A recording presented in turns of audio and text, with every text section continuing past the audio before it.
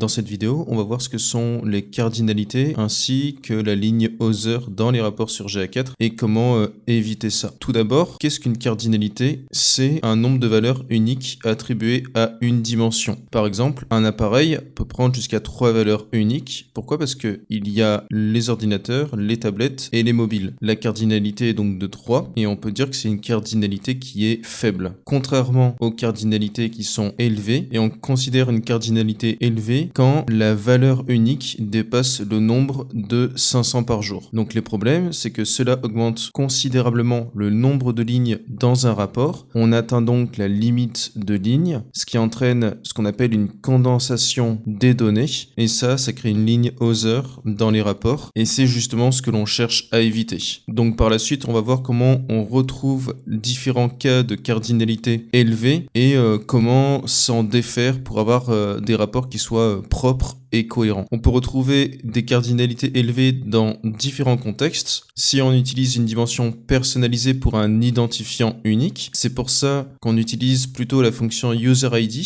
qui est conseillée dans les supports de Google. J'ai également fait une vidéo sur le sujet précédemment. Ensuite, si on utilise une dimension personnalisée pour envoyer des identifiants uniques par session, comme un identifiant de session. Aussi, si on envoie un horodatage comme dimension personnalisée, on voit que c'est toujours la même problématique, c'est un identifiant qui est unique et qui se transforme en dimension personnalisée. Un identifiant unique soit pour identifier une personne, soit pour une session, soit pour un horodatage. Ce sera toujours des valeurs qui seront uniques et que l'on transforme en dimension personnalisée, et si on les transforme en dimension personnalisée, ça sera visible dans les rapports sur GA4. Donc déjà, la première chose à retenir, c'est de ne pas transformer des événements que l'on envoie sur GTM qui auront des valeurs uniques en dimension personnalisée sur GA4. Si on les envoie directement sans les faire évoluer en tant que dimension personnalisée, ça c'est ok. Et enfin, une autre raison de la présence de cardinalité élevée, ça peut être par exemple des paramètres d'URL comme FBCLID, qui est un identifiant de clic pour les pubs Facebook, ou alors tout comme GCLID, qui est un identifiant unique pour les clics pour Google Ads. Et pour résoudre ce dernier problème, il y a une solution sur GTM dont je vous parlerai juste après. La ligne Other dans les rapports GA4, elle s'affiche donc lorsque le nombre de lignes dépasse la limite autorisée, et dans ce cas, Analytics n'affichera que les dimensions les plus courantes et mettra le reste dans cette fameuse ligne. Comment on va faire pour éviter cette ligne? Eh bien, les premières bonnes pratiques, ça va être d'utiliser des dimensions existantes plutôt que personnalisées, si c'est des événements qui sont reconnus par GA4. Ensuite, ne pas utiliser des dimensions personnalisées pour les cardinalités élevées, ce dont on a parlé précédemment. Il faut plutôt utiliser la fonctionnalité UserID plutôt qu'une dimension personnalisée. Et enfin, pour le fameux problème des paramètres comme FBCLID, qui est un paramètre qui s'affiche dans une URL après un point d'interrogation. Ça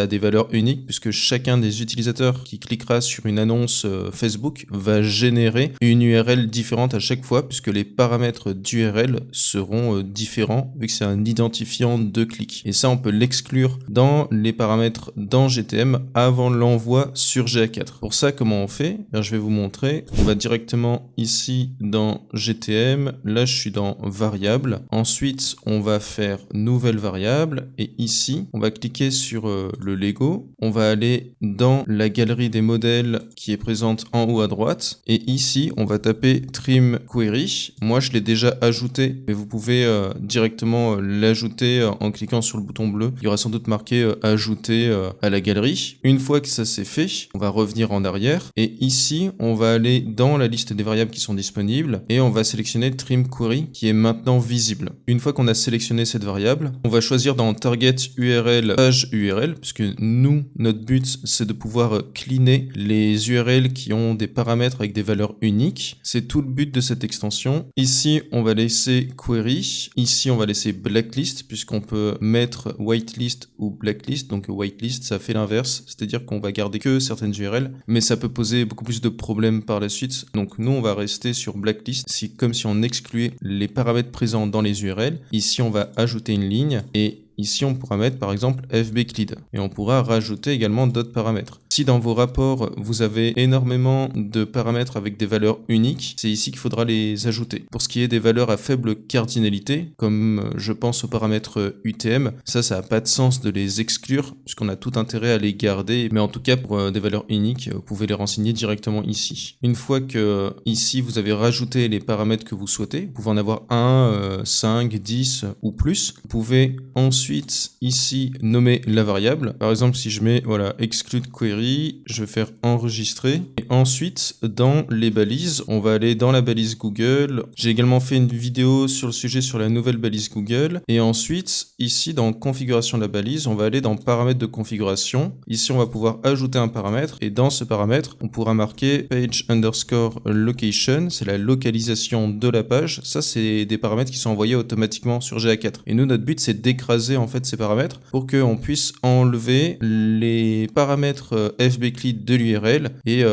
avoir des URL plus propres. Et vu que le FBCLI ne sera plus présent, eh bien les valeurs seront uniques. Et donc ça va permettre de ne plus afficher des cardinalités élevées et donc ça ne sera plus affiché dans la ligne other. Voilà, c'est un peu un effet domino. Il faut juste comprendre les répercussions par la suite. Et ici, dans les valeurs, on va choisir de cliquer sur le Lego. On va sélectionner une variable que l'on a créée. Donc nous, c'était exclude query. Je l'ai nommé comme ça, vous pouvez le nommer autrement. Hein. Et ici, je vais pouvoir faire enregistrer. Et une fois que ça s'est enregistré, on pourra aller dans GA4, dans la partie debug view et voir si la valeur de page location a changé. D'ailleurs, j'en profite, ce paramètre de configuration, on pourra également l'assigner à tous les autres événements que l'on a créés sur GTM qui envoient les infos sur GA4 pour plus de sécurité. Et une fois que ça s'est fait, vous ne devriez plus avoir la ligne other qui s'affiche si vous avez respecté les bonnes pratiques qu'on a énoncées précédemment. Enfin, si vous devez utiliser des données à cardinalité élevée, le bon process c'est quoi? C'est de les envoyer avec les paramètres d'événements et de propriété utilisateur, ne pas les enregistrer en tant que dimension personnalisée puisque c'est ça qui va permettre d'être affiché dans les rapports de GA4, donc c'est ce que l'on veut éviter, et